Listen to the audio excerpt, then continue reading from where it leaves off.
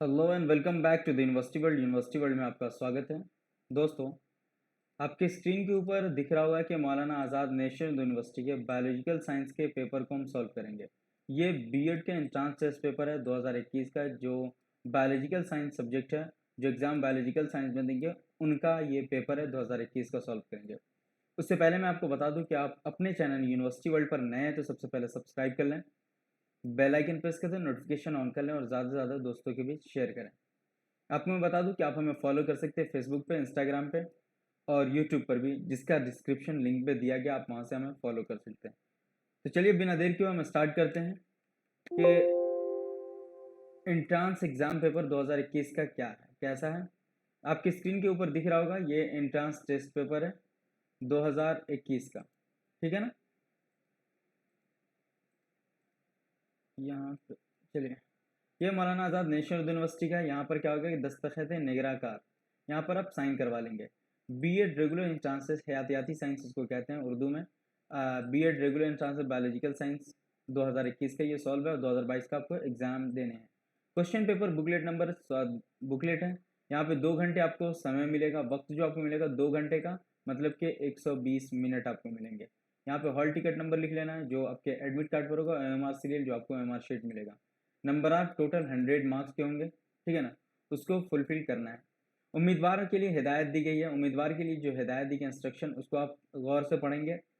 सबसे easy way में हम आपको बताते चलते कि क्या क्या सबसे इंपॉर्टेंट है आपके लिए। ये किताब से सबसे पहले 2 हिस्सों में मुश्तमिल है, 2 हिस्सों में ये बटा हुआ है।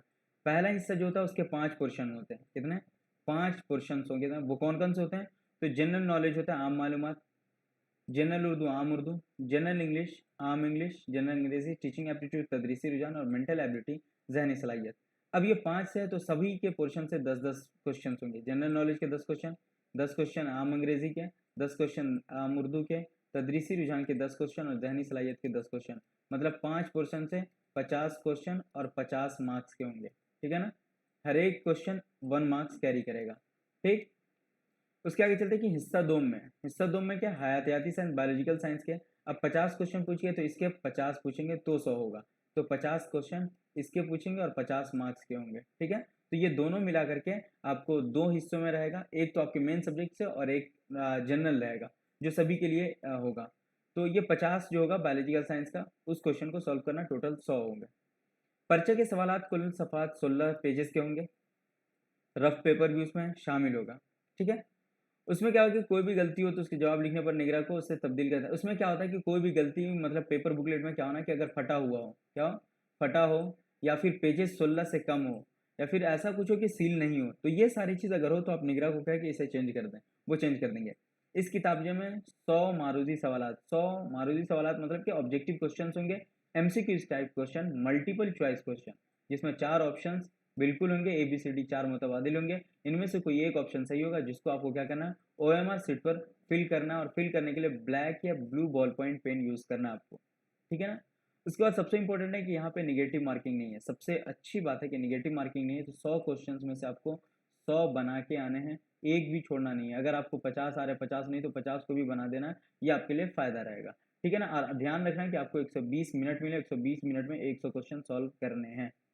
चलिए अब स्टार्ट करते हैं। फर्स्ट की तरफ हम आते हैं, हिस्सा अव्वल में क्या है कि आम मालूमात, जनरल नॉलेज की बात है। इसमें कितने क्वेश्चन होंगे? 10 क्वेश्चन होंगे। और कितने मार्क्स के? तो 10 मार्क्स के होंगे, ये ध्यान रखना आपको। आम मालूमात में पहला है कि तौकाते तूफान किन 2 रियासतों के सबसे ज़्यादा नुकसान हुआ था। चुकाते जो है, टोकाते, ये कहाँ हुआ था? गुजरात और महाराष्ट्र, मगरबी बंगाल और उड़ीसा में, आंध्र प्रदेश और तेलंगाना, बिहार और झारखंड में। तो ये हुआ था गुजरात और महाराष्ट्र में। अब एक और चीज़ इसमें बताता चलूँ, गुजरात की राजधानी कहाँ है? तो गुजरात की राजधानी है गांधीनगर। कहाँ है? गांधीनगर है, आपको याद रखना है, ठीक है, Gandhinagar.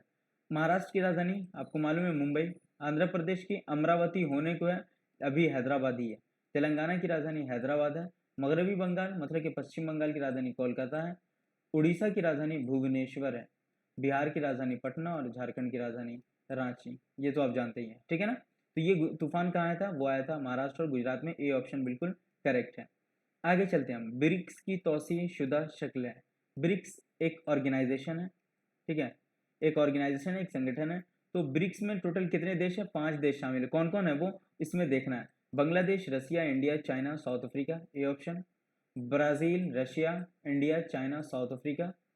B Bhutan, Romania, India, China, South Africa. C Brazil, Russia, India, China, Spain. D तो इसमें जो सही आंसर होगा वो होगा बी ब्राज़ील। ब्रिक्स में जो शामिल है वो है ब्राज़ील। देखिए बी से क्या होगा, ब्राज़ील होगा। आर से क्या होगा, आर से रशिया। आई से क्या होगा, इंडिया। सी से चाइना और एस से साउथ अफ्रीका होगा। तो ये ब्रिक्स का इन चीज से हो गया ब्रिक्स, BRICS ब्रिक्स। बी से ब्राज़ील, आर से रशिया, आई से इंडिया, सी से चाइना, एस से साउथ अफ्रीका। ठीक है। रकबा के लिहाज से दुनिया में हिंदुस्तान का मकाम क्या है। रकबा के लिहाज से मतलब कि एरिया के हिसाब से, ठीक है ना। एरिया के हिसाब से सबसे पूरे वर्ल्ड में दुनिया में हिंदुस्तान का मकाम कौन सा है। दूसरा है, छठा है, सातवां है या फिर आठवां है। तो एरिया के हिसाब से जो है वो है सातवां। सी ऑप्शन बिल्कुल करेक्ट है। तो पहला किसका है, पहला है रशिया का। किसका है, रशिया का सबसे एरिया के हिसाब से सबसे ज़्यादा है। अगर उसी को कह दिया जाए कि पॉपुलेशन के हिसाब से, मर्दमशुमारी के हिसाब से, जनसंख्या के हिसाब से किसका है, तो सबसे पहला जो हो जाएगा वो हो जाएगा चाइना का। और दूसरे नंबर पे हम आ जाएंगे इंडिया, पॉपुलेशन के हिसाब से दूसरे नंबर पे, और चाइना पहले नंबर पे। आगे चलते हैं। केरला के किस त्यौहार के दौरान स्नैक बोट रेस मुनाकिद की जाती है। पोंगल के टाइम में, ओणम के टाइम में, बिहू के टाइम में या फिर उगादी के टाइम में। तो ये होता है ओणम के टाइम में। बी ऑप्शन बिल्कुल करेक्ट है। इलाहादा रियासत तेलंगाना की सरकारी तौर पर क़याम किस तारीख को अमल में आया। मतलब कि तेलंगाना सरकारी तौर पर कब इस्टेब्लिश हुआ, तेलंगाना आंध्र प्रदेश से। 5 सितंबर 2015 को, 14 अगस्त 2014 को, 2 मई 2014 या 2 जून 2014। तो ये इस्टेब्लिश हुआ था 2 जून 2014 को इस्टेब्लिश हुआ था। तेलंगाना अलग हुआ था आंध्र प्रदेश से। यह एक नया राज्य बना था। लोकसभा ऐवान ज़ेरी के स्पीकर डिप्टी स्पीकर अहद के खाली रहने की सूरत में लोकसभा के इजलास की सदारत कौन करते हैं। सदर जमहूरिया हिंद, नायब सदर जमहूरिया हिंद, राज्यसभा डिप्टी चेयरमैन, सदर जमहूरिया की नामजद नामजद करदा रुकन। तो ये राज्यसभा सीट के डिप्टी चेयरमैन जो होते हैं वो करेंगे। सी ऑप्शन बिल्कुल करेक्ट है। नेक्स्ट है कि तालीम को किस सन में मुश्तरका फहरिस्त में शामिल किया गया था। 1947 में, 1950 में, 1964 में, 1976 में। देखिए एजुकेशन जो था, क्या है, एजुकेशन जो था पहले किस में था, तो ये था पहले स्टेट लिस्ट में। किस में था, स्टेट लिस्ट में था। फिर इसको क्या हुआ कि स्टेट लिस्ट में रहेगा तो ये कैसे होगा, इतनी बड़ी तालीम की सिस्टम किस में जाएगी। तो ये फिर इसको चेंज करके क्या कर दिया, कंकरेंट में बना दिया। कंकरेंट कहते हैं मुश्तरका फहरिस्त को। 3 फहरिस्त होती है, एक तो होती है यूनियन लिस्ट, स्टेट लिस्ट और एक कंकरेंट लिस्ट। तो स्टेट लिस्ट में तो तालीम था पहले, लेकिन उसको हटा करके कंकरेंट में कर दिया कि अब जो यहाँ पे कंकरेंट में होता है कि दोनों बनाएगा कानून। अगर कोई कानून है, एजुकेशन की बात है, तो सेंटर भी बनाएगी और स्टेट भी बनाएगी। लेकिन अगर कोई भी कानून सेंटर बनाती है कंकरेंट लिस्ट में और स्टेट भी बनाती है, तो सेंटर का वैल्यू रहेगा, स्टेट का नहीं रहेगा, सेंटर की बात सुनी जाएगी। तो इसको कब शामिल किया गया मुश्तरका में, तो ये शामिल किया गया 1976 में। ठीक है ना। अगर आपसे पूछ रहे तालीम पहले किस में शामिल था, तो आपको डायरेक्ट कह देना स्टेट लिस्ट में ये शामिल था। और 42वां संविधान संशोधन, 42nd जो अमेंडमेंट हुआ था, इस अमेंडमेंट 1976 में, इसको मिनी कॉन्स्टिट्यूशन कहते हैं। तो इस टाइम में अमेंडमेंट हुआ था और इसी को कंकरेंट लिस्ट में शामिल कर दिया था तालीम को। आगे चलते हैं। नई तालीमी पॉलिसी NEP 2020 के तहत पेश करदा आम ढांचा क्या है। 10+2+3, 8+3+2, 5+3+4, 7+3+5। न्यू एजुकेशन पॉलिसी कब आई। न्यू एजुकेशन पॉलिसी बनाने का काम 2015 से चल रहा था। ठीक है। 2015 से चलने के बाद इसको एक क्या तो ड्राफ्ट तैयार किया 2019 में आकर के। 2019 में आकर के ये MHRD को देता, ministry of human resource development को, जो रमेश पोखरियाल थे उनको दिया गया। उसके बाद ये पूरा मसौदा तैयार होकर के 2020 में आया। ये आया था किसके अंडर बना था ये, तो कस्तूरी रंगन के कस्तूरी रंगन इसके अध्यक्ष हैं। और के कस्तूरी रंगन ने NEP 2020 बनाई है। अब इसका ढांचा कैसे बना हुआ है, तो ये सी ऑप्शन बिल्कुल करेक्ट है। 5+3+3, प्राइमरी 5 ईयर्स रहेगा, फिर 3 सेकेंडरी, फिर 3 और फिर 4 ग्रेजुएशन का। तो ये 5+3+4 कहा गया इसको। ये न्यू एजुकेशन पॉलिसी के ये ढांचा है। ठीक है ना। नेक्स्ट है वजीर आजम नरेंद्र मोदी सरकारी तौर पर स्वच्छ भारत मिशन की शुरुआत किस मौके पर की थी। यौम आज़ादी पर, यौम जमहूरिया पर, यौम आलमी माहौलियात पे, गांधी जयंती पे। तो गांधी जयंती पे की थी। गांधी जयंती कब मनाया था, 2 अक्टूबर को। कब मनाया था, 2 अक्टूबर को मनाया था। यौम जमहूरिया कब मनाया था, तो 26 जनवरी को मनाया जाता है। ठीक है ना। यौम आज़ादी तो 15 अगस्त को मनाया जाता है। ठीक। यौम आलमी माहौलियात तो 5 जून को मनाया जाता है। ये आपको याद रखना है। तो गांधी जयंती के लिए मनाया जाता है। तो उसमें क्या है कि स्वच्छ भारत उसका लोगो था, मिशन क्या था, स्वच्छ भारत। आप देखेंगे चश्मा जब होगा गांधी जी का, तो उस चश्मे में लिखा हुआ होगा कि इस तरफ स्वच्छ लिखा होगा और इस तरफ भारत लिखा हुआ होगा। तो ये बना हुआ किसने दिया था? स्वच्छ भारत गांधी जयंती का बना करके, और इसी में स्वच्छ भारत मिशन की शुरुआत हुई थी गांधी जयंती पे 2 अक्टूबर को। यूनेस्को के सदर मकाम कहाँ वाक़ है? पेरिस में, लंदन में, न्यूयॉर्क में या फिर मॉस्को में? तो ये पेरिस में है। कहाँ है? पेरिस में। ये टोटल 10 क्वेश्चन रहा, 10 मार्क्स का जनरल नॉलेज का, जो मैंने आपको बता दिया।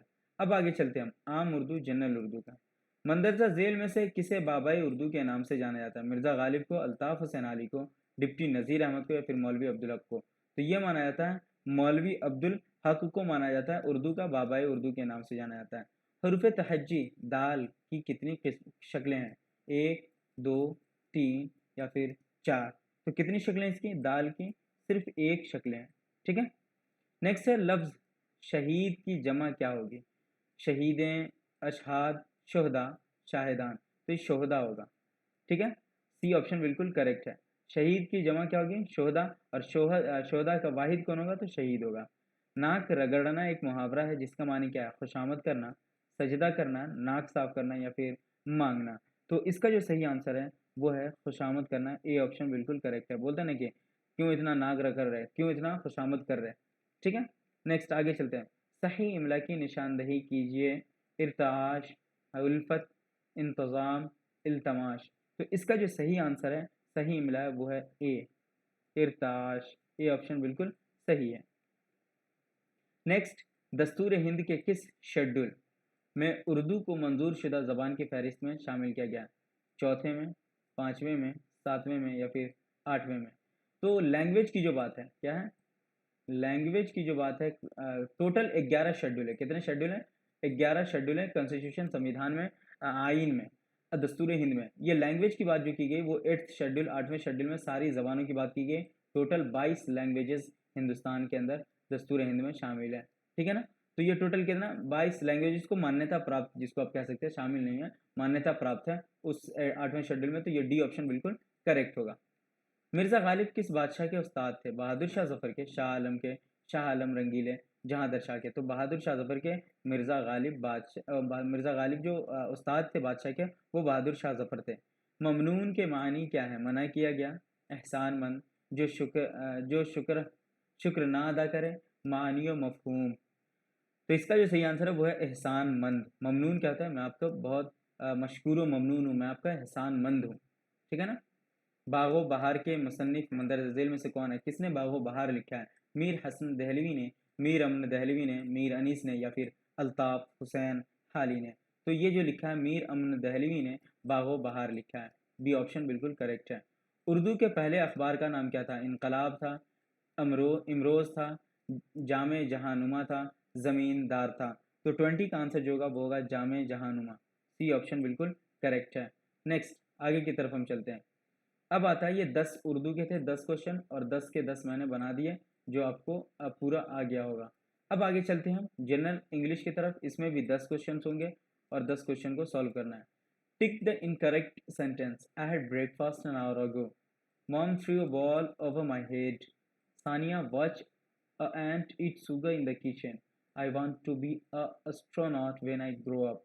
तो इसका जो इनकरेक्ट सेंटेंस है, मतलब कि जो सही नहीं है, तो इसमें जो सी ऑप्शन है वो बिल्कुल सही नहीं है।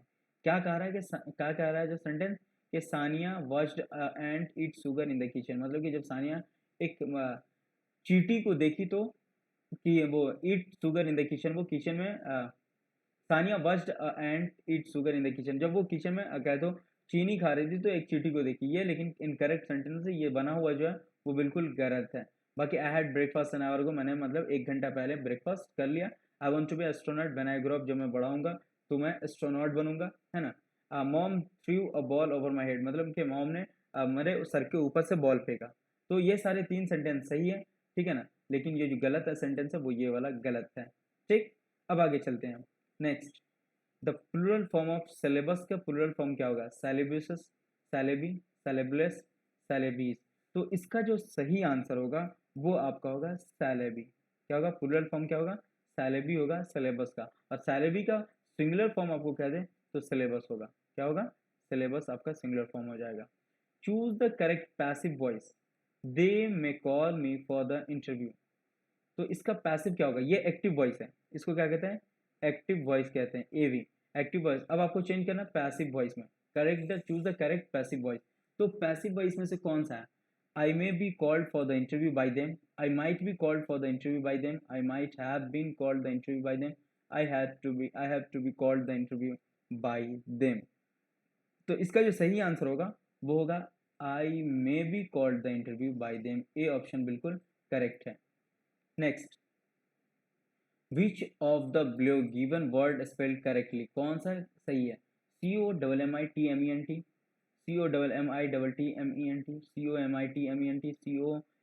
COMMITMENT, तो इसका जो सही आंसर होगा वो होगा COMMITMENT, कमिटमेंट, ये ऑप्शन बिल्कुल करेक्ट है।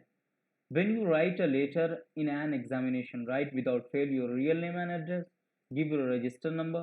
You may write an imaginary name and address. It is wise not to write any of these. जब आप लेटर लिखते हैं एग्जाम में तो क्या करना चाहिए, तो इसमें जो करना चाहिए वो करना चाहिए कि यू में right an imaginary name address. आपको क्या करना है कि imaginary name and address, real नहीं लिखना है, क्या करना है, रियल नहीं लिखना है, आपको वहां पर इमेजिनरी नेम एंड एड्रेस लिखना है। Building has been built, dash the new plan, according to, in accordance with,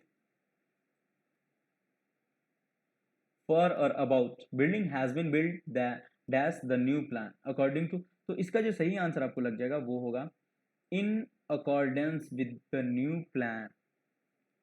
Sounding the same, sounding the same but the spelled differently, क्या होगा, सिम्फोनियस, होमोफोनस, सिनोनिमस, सेमिनी, सेमिनीमोस। तो sounding the same but spelled differently, मतलब कि sounding same मतलब आवाज जो एक जैसा बोलने में होगा लेकिन स्पेल क्या होगा, डिफरेंट होगा। तो इसमें आपको ढूंढना है कौन सा डिफरेंट वॉइस है, तो वह है होमोफोनस। होमोफोनस जो है ये डिफरेंट है, बी ऑप्शन बिल्कुल करेक्ट होगा, बाकी ये तीन एक जैसा बोलने में, ठीक है ना।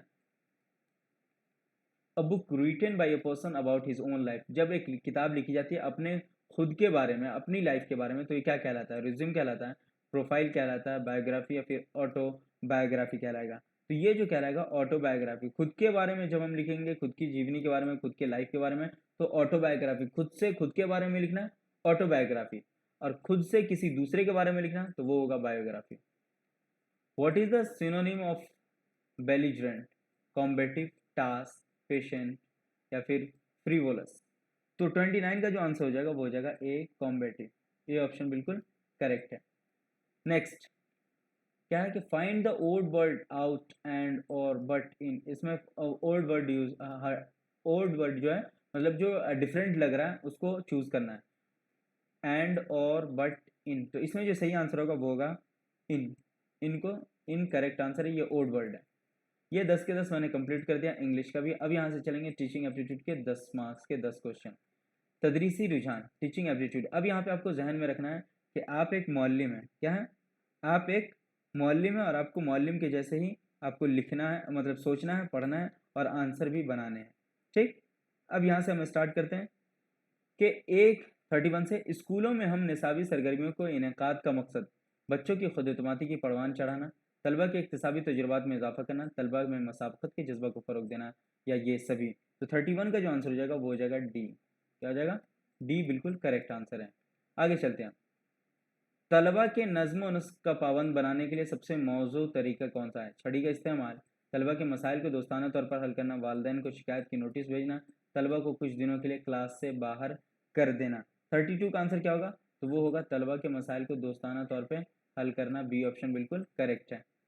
नेक्स्ट है कि आप मौलिम बनना चाहते हैं क्योंकि तदरीस के पेशा में तनख्वाह अच्छी है, तदरीस एक पुरअमन पेशा है, आपको तदरीस में दिलचस्पी है, आपको सरकारी नौकरी मिल सके, तो सी ऑप्शन बिल्कुल करेक्ट है, आपको तदरीस में दिलचस्पी है।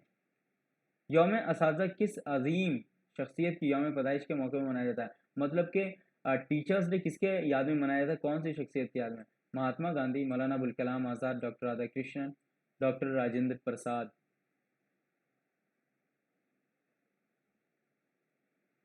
आप बता सकते हैं कि यौम असातिज़ा दिवस कब मनाया था, 5 सितंबर को।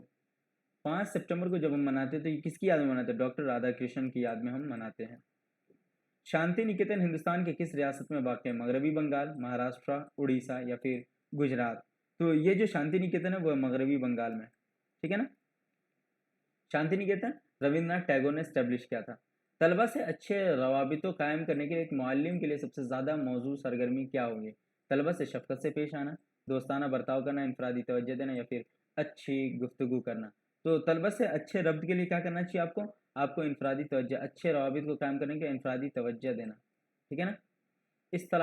इस्तिलाह किंडरगार्टन का मतलब बच्चों का स्कूल, बच्चों का बाग, बच्चों का घर, इनमें से कोई नहीं। तो इसका जो सही आंसर होगा वो होगा कि बच्चों का बाग। क्या होगा? बच्चों का गार्डन, गार्डन ऑफ किंडर। तो बच्चों का बाग इस्तिलाह का मतलब हुआ।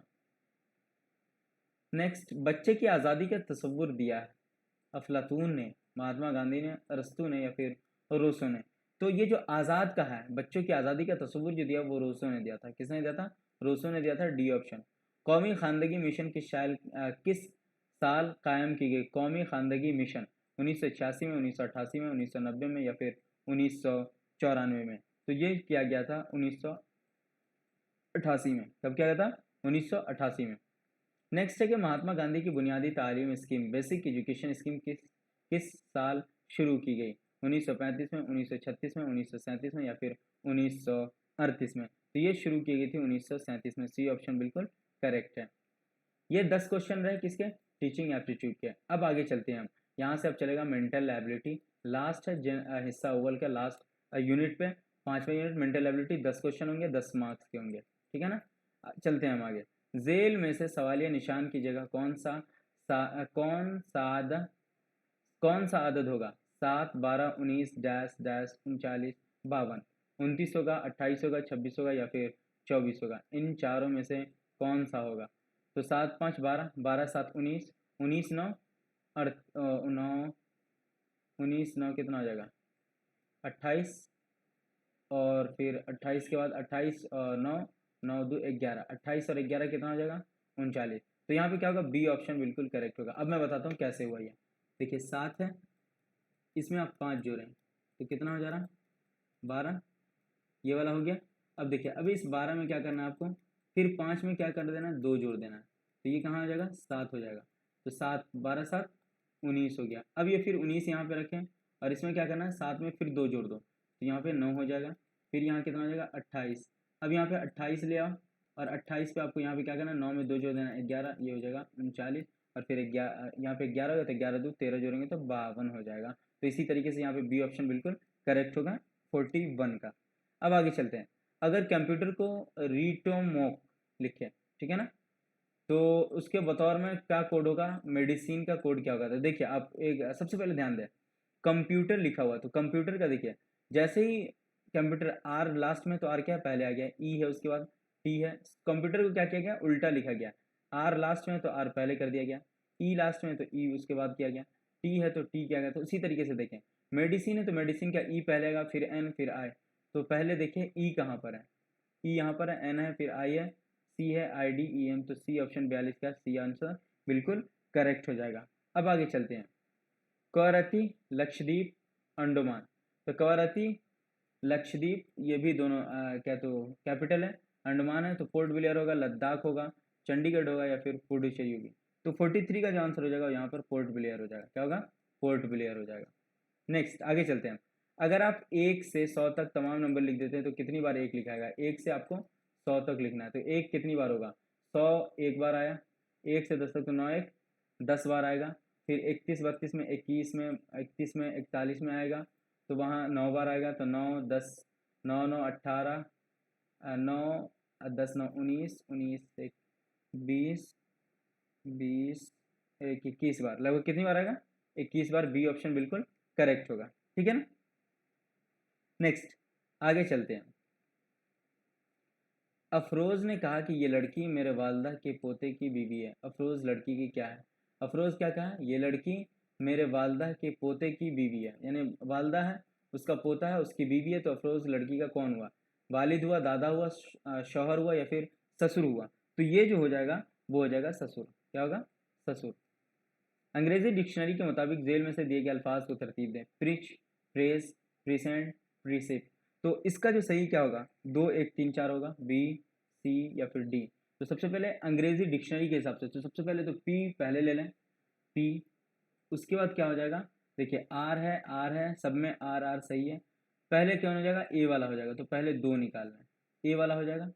ए हो गया, ए के बाद क्या है, ए के बाद वाले को देख ले आप, ई है तो ई सब में है, तो उसमें से ही पहले सी है, इसके पीछे भी सी है, इसके पीछे ए है, तो ये एक वाला हो जाएगा। 2 के बाद क्या होना चाहिए, एक होना चाहिए। उसके बाद क्या आ जाएगा, सी 4 हो जाएगा। तो इसका जो सही ऑप्शन मुझे दिख रहा है वो दिख रहा है 46 का बी। कौन होगा, बी ऑप्शन बिल्कुल करेक्ट होगा। पहले दूसरे नंबर का आएगा, फिर पहले नंबर का आएगा, फिर फोर्थ का, फिर थर्ड का। वैसे ही लिप का कप डैश बर्ड का क्या होगा, ठीक है, तो बर्ड का क्या होगा, ग्रास होगा, फॉरेस्ट होगा, बुश होगा या फिर बीक होगा। 47 का जो आंसर होगा वो होगा बी, डी ऑप्शन बिल्कुल करेक्ट होगा। नेक्स्ट है, दी गई शक्लों में कितने ट्रायंगल है, आपको ट्रायंगल सर्च करने हैं। 14, 12, 13 या फिर 10, कितने ट्रायंगल है। तो देखिए सबसे पहले एक ट्रायंगल, ठीक, 2, फिर ये पूरा ले लेंगे तो 3, ठीक है। उसके बाद फिर देखिए इस तरफ 4, ठीक, ये पूरा ले लेंगे तो फिर 5, ये 6, ये 7, ये पूरा ले लेंगे तो 8, ठीक है। उसके बाद आपको वो 8 हो गया, फिर उसके बाद आपको 8 8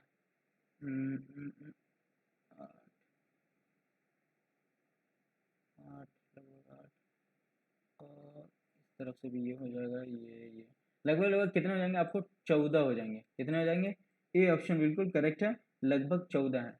देखिए आप 1 2 3 4 5 6 7 7 1 8 हो जा रहा, 8 1 इस तरफ, हाँ ये पूरा ले लेंगे तो 9 हो जाएगा, ठीक है ना। 9 लेने के बाद फिर आप इसको भी ले सकते हैं, 9 हो टोटल हो गया। उसके बाद ये पूरा आ जाएगा, एक 10 आ जाएगा, ठीक है ना। उसके बाद फिर ये एक तरफ वाला आप ले लेंगे तो एक तरफ वाले में ये दोनों आ जाएंगे, 10 एक 11, लगभग लगभग टोटल 14 हो जाते हैं। आप इसको बना के देखेंगे तो 14 आपको मिलेंगे। 1/1/2 + 3/1 + 1 = कितना हो जाएगा, तो आप इसको एलसीएम ले लें, 4 2 का एलसीएम आपको 4 हो जाएगा, ठीक है ना। तो जिसके नीचे 4 है वो ऑप्शन हो जाएगा, ए ऑप्शन बिल्कुल करेक्ट है। ये ऑप्शन क्या है, बिल्कुल करेक्ट है। 49 का जो आंसर होगा वो होगा ए। आगे चलते हैं। जिस तरह से क्रिकेट का ताल्लुक हिंदुस्तान से, ठीक उसी तरह क्रिकेट का ताल्लुक हिंदुस्तान, उसी तरह बेसबॉल का ताल्लुक किससे है, पाकिस्तान से, बांग्लादेश से, अमेरिका से या फिर ब्राज़ील से। तो ये जो सही ऑप्शन है वो है बिल्कुल अमेरिका से। यहाँ पे क्रिकेट नहीं होना चाहिए, यहाँ पर होना चाहिए आपको हॉकी। क्या होना चाहिए, हॉकी नेशनल गेम है इंडिया का, उसी तरीके से बेसबॉल नेशनल गेम है अमेरिका का। नेक्स्ट, हिस्सा 2 पार्ट 2। अब यहाँ से पार्ट 1 के टोटल जो 10 क्वेश्चन थे मेंटल एबिलिटी के वो भी करा दिए, तो टोटल 50 क्वेश्चन यहाँ पे हो गए जो पार्ट ए में थे। अब यहाँ से नीचे चलेंगे हम पार्ट बी, हिस्सा 2 में चलेंगे, और इसमें टोटल क्वेश्चन हयातियाती साइंस के 50 होंगे, उस पूरे को हम सॉल्व करेंगे, ठीक है ना। अब हम चलते हैं यहाँ पे कि इंसान के जीन में क्रोमोसोम के नंबरात कितने हैं। 42 है, 44 है, 46 है या फिर 48 है। तो जीन टोटल कितने हैं, क्रोमोसोम कितने हैं जीन में, तो 46 है। 46 मतलब कि 23 पेयर है। कितने हैं, अगर पेयर आपसे पूछ ले कि कितने पेयर हैं, जोड़ा कितना है, तो आपको कह देना है कि 23 पेयर है। लेकिन अगर आपसे पूछा है कि कितने नंबर हैं, तो 46 नंबर है। लियोकाइट्स का दूसरा नाम क्या है, WBC, RBC, प्लाज्मा, TNT। तो ये जो इसका लियोकाइट जो नाम है वो है WBC, वाइट ब्लड सेल का नाम है। चलिए, रेड ब्लड सेल का जो नाम है, दूसरा नेम, वो आप बताएं क्या होगा। चिकनगुनिया बीमारी किस वजह से होती है, मच्छर की वजह से, मक्खी की वजह से, झिंगुर की वजह से या फिर चूहा की वजह से। तो चिकनगुनिया जो हो जाता है वो हो जाता है मच्छर की वजह से। क्या हो जाता है, मच्छर की वजह से। ए ऑप्शन बिल्कुल करेक्ट है। पुरकिंजे फाइबर्स इंसानी जिस्म के किस आज़ा में होता है, दिमाग में होता है, गुर्दा में होता है, दिल में होता है या फिर आँखों में होता है। तो ये जो पुरकिंजे फाइबर जो पाया जाता है, ये पुरकिंजे फाइबर पाया जाता है दिल में। कहाँ, सी ऑप्शन बिल्कुल करेक्ट है। नेक्स्ट है कि पौधों में गैसों की गुजरगाह किसके ज़रिए होती है, स्टोमेटा के, जाइलम के, फ्लोएम के या फिर विसल के। तो ये जो ऑक्सीजन लेता है ये स्टोमेटा के ज़रिए लेता है। किसके ज़रिए, स्टोमेटा के जरिए लेता है। लेकिन पौधा अगर जाइलम से क्या लेता है, जाइलम से लेता है पानी। क्या लेता है जाइलम से? पानी, वाटर लेता है, ठीक है ना, जाइलम से। और फ्लोएम से क्या लेता है? फूड लेता है, ठीक है, ये पेड़ लेता है। और ऑक्सीजन जो लेता है वो स्टोमेटा से लेता है, गैस। विटामिन सी की कमी से होने वाली बीमारी का नाम क्या है? नज़र का कम होना, बेरी बेरी होना, रिक्टस होना, या फिर स्कर्वी होना। तो विटामिन सी की कमी जो होती है वो स्कर्वी रोग होती है, ठीक है ना। डी की कमी से रिक्टस होता है। किसकी कमी से होता है? डी की कमी से। नज़र की कमी, विटामिन ए की कमी से नज़र की कमजोरी होती है। और विटामिन बी की कमी से बेरी बेरी रोग होता है, ठीक है ना। अब क्या, कौन सा पौधा लिगोनियस है? सोयाबीन है, रोज है, मैंगो है, या फिर मार्गो है? तो 57 का जो आंसर होगा वो होगा सोयाबीन, ठीक है ना। ये ऑप्शन बिल्कुल करेक्ट है। लिगोनियस, ये सोयाबीन को कहा जाता है, सोयाबीन को लिगोनियस कहते हैं। फाइगो फाइगोसाइटोसिस के जरिए कौन सा खाना खाता है? क्या है? हाइड्रा, एमोबा, ए और बी दोनों, इनमें से कोई नहीं। 58 का जो आंसर होगा वो होगा बी, अमीबा। अमीबा क्या होता है? फाइगोसाइटोसिस के जरिए खाना खाता है। पल्स ऑक्सीमीटर किसकी पैमाइश करता है? Pulse oximeter. अब देखेंगे कि कोरोना के टाइम में बहुत ऑक्सीमीटर की डिमांड आ गई थी, बहुत ज़्यादा कम दाम के भी ज़्यादा बेच रहे थे। तो ऑक्सीमीटर क्या करता है, कौन सी पैमाइश करता है pulse oximeter? SpCO2, SO2, SO2, SOCO2, SpO2। तो ये जो करता है वो करता है SpO2। क्या करता है? SpO2 की पैमाइश करता है, ठीक है ना। क्रोमोजोम्स के आखिर एंड को कहते हैं, क्या कहते हैं? प्रोटोमर्स कहते हैं, या फिर सेंट्रोमर्स कहते हैं, टेलोमर्स कहते हैं, या फिर साइक्लोमेरस कहते हैं। तो ये जो कहा जाता है वो कहा जाता है टेलोमेरस कहा जाता है। सी ऑप्शन बिल्कुल करेक्ट है। नेक्स्ट है कि एमिलीज, एमिलीज किस ग्लैंड से निकलता है? सैलिवरी से, पिट्यूटरी से, एडर्नल से, या फिर थायराइड से? तो ये जो निकलता है वो निकलता है सैलिवरी से। ये ऑप्शन बिल्कुल करेक्ट है। इंसानी जिस्म में सबसे ठोस मादा है? सीमेंटम, एनामिल, बोन, या फिर डेंटिन? तो ये सबसे जो ज़्यादा ठोस है वो है एनामिल। बी ऑप्शन बिल्कुल करेक्ट है। नेक्स्ट, किसके खून को हीमोफिलियम कहा जाता है? बिल्ली के, चूहा के, झिंगुर के, या फिर चमगादड़ के? तो हीमोलिम्फ जो कहा जाता है वो कहा जाता है झिंगुर के। सी ऑप्शन बिल्कुल करेक्ट है। इंसानी जिस्म का नॉर्मल बीपी होता है, ब्लड प्रेशर 180, 180 to 120, 120 80, 80 100। तो सी ऑप्शन बिल्कुल करेक्ट होगा। 120/80 जो होगा ये नॉर्मल ब्लड प्रेशर होगा, बीपी होगा, ठीक है ना। नेक्स्ट, जिस्म के सभी हिस्सों में दिल से खून के जरिए क्या था? दिल से जो खून के जरिए होता है वो क्या होता है? आर्टेरीज कहलाता है, वेनिस कहलाता है, कैपिलरीज कहलाता है, या फिर बोन्स के जरिए? जिसमें सभी हिस्सों में दिल से खून किस जरिए जाता है? किसके जरिए, मतलब दिल से खून पंपिंग होकर के अब पूरे जिस्म में जाता है। तो ये जो जाता है वो किसके जरिए जाता है? वो जाता है आर्टेरीज के जरिए। ये ऑप्शन बिल्कुल करेक्ट है। नेक्स्ट, आगे की तरफ हम चलते हैं, ठीक है। तो आगे की तरफ क्या है कि आफाकी तौर पर खून हासिल करने वाला universal blood acceptor blood group होता है। कौन सा ब्लड ग्रुप? यूनिवर्सल एक्सेप्टर, मतलब कि सभी का एक्सेप्ट कर लेगा, ए प्लस का। तो ब्लड ग्रुप कौन सा? A plus, A positive, B positive, A B positive, या इनमें से कोई नहीं? तो ये जो होगा वो होगा ए बी पॉजिटिव, जो होगा ये यूनिवर्सल एक्सेप्टर होगा, किसी का भी ले सकता है, ए पॉजिटिव का भी, बी पॉजिटिव का भी, या फिर ओ का भी, ए बी रहेगा वो भी ले लेगा, ठीक है ना, किसी का भी एक्सेप्ट कर सकता है। नेफ्रॉन किसकी फंक्शनल यूनिट है? आंख की, गुर्दा की, दिल की, या फिर दिमाग की? तो ये किसकी है? ये है गुर्दा की, ठीक है ना। नेफ्रॉन फंक्शनल यूनिट जो है वो है गुर्दा की। डीएनए में मंदरजा झेल नहीं होता है, क्या नहीं होता है? एडिनाइन नहीं होता है, ग्वानिन नहीं होता है, क्या तो साइटोसिन नहीं होता, या फिर यूरासिल नहीं होता है? 68 का क्या आंसर होगा? तो यूरासिल, डी ऑप्शन बिल्कुल करेक्ट होगा। नेक्स्ट है कि फर्मेंटेशन किस तरह का अम्ल है? एरोबिक है, एनारोबिक है, पॉजिटिव है, या फिर निगेटिव है? 69 का जो आंसर होगा वो होगा एनारोबिक। फॉर्मिनेशन फॉर्मेंटेशन क्या है, किस तरह का अम्ल है? एनॉर्बिक अम्ल है। नेक्स्ट है कि फूल का फीमेल रिप्रोडक्टिव हिस्सा है, कौन है? स्टामन है, एंथर है, पिस्टिल है, या फिर कैलिक्स? तो कैलिक्स क्या कौन सा है? 70 का जो आंसर वो है पिस्टिल। सी ऑप्शन बिल्कुल करेक्ट है। सिडोर्सियल किस में पाई जाती है? मोलस्का में, आर्थोपेडा में, नेमाटोडा में, एनेलिडा में? तो ये जो पाई जाती है वो हो जाती है नेमाटोडा में। सी ऑप्शन बिल्कुल करेक्ट है।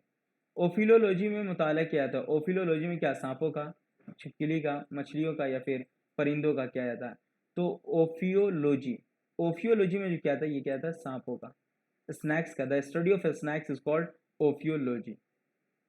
सील को किसने दरियाफ्त किया, रॉबर्ट ब्राउन ने, रॉबर्ट मार्टिन ने, रॉबर्ट शान ने, रॉबर्ट हुक ने, सील, तो सील को जो किया था वो क्या था, रॉबर्ट हुक ने, डी ऑप्शन बिल्कुल करेक्ट है। ठीक है, नेक्स्ट आगे की तरफ हम चलते हैं। आगे की इनमें से कौन प्रियोकैरेट्स है, प्रियो प्रोक्रियो प्रोक्रियोट्स कौन सा है, वायरस है, बैक्टीरिया है, फंगी है या फिर प्रोटोजोआ है, प्रोटोजोआ, तो 74 का जो आंसर होगा वो बैक्टीरिया, बैक्टीरिया को प्रो कैरियोटिस, प्रोकैरियोटिस कौन है, बैक्टीरिया है। हिंदुस्तान में साइंस डे को किस याद में मनाया जाता है, सब्जा में किसके, सुब्रमण्यम की याद में मनाया जाता है या फिर सीवी रमन की याद में, चंद्रशेखर की याद में या फिर जे भाभा, जहांगीर भाभा है, सुब्रमण्यम है, सीवी रमन है, तो ये साइंस डे जो मनाया था वो सीवी रमन की याद में मनाया जाता है। 75 का जो आंसर होगा वो होगा बी, सीवी रमन ने ही नोबेल प्राइज विनर है, क्या है, नोबेल प्राइज विनर है सीवी रमन, ब्लैक होल की खोज की थी। और ये साइंस डे कब मनाते हैं, 28 फेब को हम मनाते हैं, कब मनाते हैं, 28 फेब को।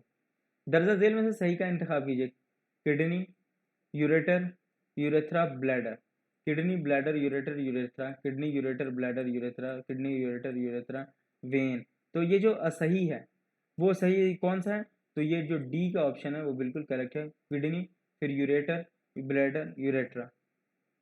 ग्लोकी एपरेटस ओरिजिन बुनियाद क्या है, लाइसोसोम्स, राइबोसोम्स, ईआर या फिर टीआर, तो ये जो है वो है ईआर, सी ऑप्शन बिल्कुल करेक्ट है। ठीक है ना, नेक्स्ट राइबोसोम बनता है कहाँ, न्यूक्लियस में, गोल्जी बॉडीज में, साइटोप्लाज्म में या फिर लाइसोसोम में, तो ये बनता है न्यूक्लियस में, ए ऑप्शन बिल्कुल करेक्ट है, न्यूक्लियस में राइबोसोम बनता है। एंजाइम एक्शन का लॉक और की उसूल किसने दिया था, फ्लेमिंग ने, वाटसन ने, स्मिथ ने या फिर फिशर ने, तो एंजाइम एक्शन का जो फादर कहलाता है उसका जो उसूल दिया था वो दिया था फिशर ने, किसने, फिशर ने। अदरक में खाना कहाँ स्टोर्ड होता है, तना में, स्केल पत्तों में, रूट में या फिर शाख में, तो ये जो क्या तो खाना स्टोर होता है वो होता है तना में, ये ऑप्शन बिल्कुल करेक्ट है। नेक्स्ट, दही में कौन सा बैक्टीरिया मौजूद होता है, दही में कौन सा बैक्टीरिया, लैक्टोसेफिल, लैक्टोफंगी, लैक्टोबैसिलस, लैक्टोफोगस, तो ये लैक्टोबैसिलस के कारण ही खट्टा होता है और लैक्टोबैसिलस ही मौजूद होता है दही के अंदर। ठीक है ना, दही के अंदर क्या होता है, लैक्टोबैसिलस मौजूद होता है। ठीक, अब आगे की तरफ हम चलते हैं। मंदरजा झेल में से कौन एंटीबायोटिक है, टेरामाइसिन, टेरासाइक्लिन, साइक्लोहेक्सेन, ये सभी, तो 82 का जो आंसर होगा वो होगा टेरासाइक्लिन, ये क्या है, एंटीबायोटिक है। वायरस की कौन सी बीमारी नहीं होती, वायरस से कौन सी बीमारी नहीं होती है, फ्लू, मैम्पस, ट्यूबरकुलोसिस, रोबीला, तो 83 का जो आंसर होगा वो होगा सी, ट्यूबरकुलोसिस वायरस की बीमारी नहीं है। ठीक, मंदरजा झेल में से किस फूल यूनिसेक्सुअल नहीं है, पपाया, मेज, पंपकिन या फिर मस्टर्ड, तो ये जो यूनिसेक्सुअल जो है वो नहीं है, कौन नहीं है इनमें से, तो ये जो मस्टर्ड है ये यूनिसेक्सुअल नहीं है, डी ऑप्शन बिल्कुल करेक्ट है। कौमी यौम साइंस कब मनाया था, 28 जनवरी, 28 फरवरी, 28 मार्च या फिर 28 अप्रैल, तो ये मनाया जाता है 28 फेब को, आपको कुछ देर पहले मैंने बताया था साइंस दिवस कब मनाया जाता है। आरएनए में पाई जाने वाली शुगर होती है, फ्रुक्टोज होती है, हेक्सोज होती है, ग्लूकोज होती है या फिर राइबोज होती है, तो ये जो होती है वो होती है राइबोज, डी ऑप्शन बिल्कुल करेक्ट है।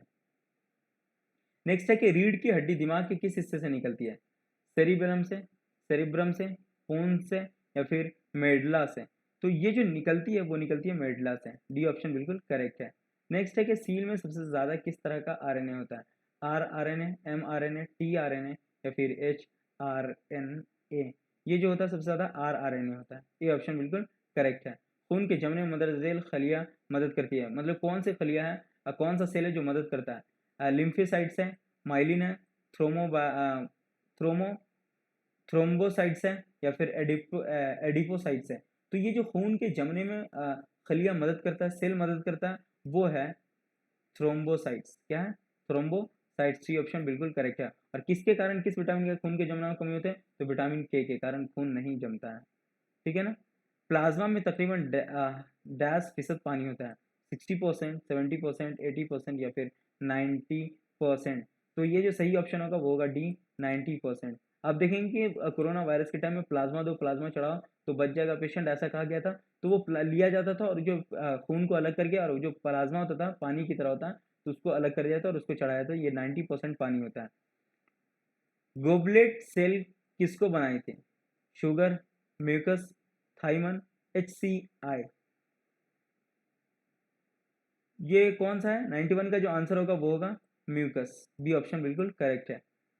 क्या है, गॉलिजीन में सबसे ज्यादा मौजूद होता है एमिनो एसिड्स, ग्लूटीन, चर्बी, फैट या फिर फ्रुक्टोज। तो ये सबसे ज्यादा जो मौजूद होता है ना वो होता है अमीनो एसिड, ये ऑप्शन बिल्कुल करेक्ट है। मेंडल का मेंडल का मोनो हर्बर्ट तनासुब रेशियो क्या है, 2:1 है, 3:1 है, 4:1 है या फिर 1:1 है। तो ये जो सही है वो है 3:1। मेंडल का जो मोनो हर्बराइड तनासुब जो रेशियो जो क्या है वो 3:1 है। जीनियात का बानी कौन है, एस टी थॉमस, सेंट्रोस, G.J. मेंडल या फिर लुइस पास्चर। तो ये जो इसका सही आंसर है वो है G.J. मेंडल, जिन्नियात का बानी। क्या है, फोटोसिंथेसिस का अमल कहाँ होता है, क्लोरोप्लास्ट में, स्टेम में, रूट में या फिर प्रोटोप्लाज्म में। तो ये जो होता है वो होता है क्लोरोप्लास्ट में फोटोसिंथेसिस का अमल होता है, ठीक है ना।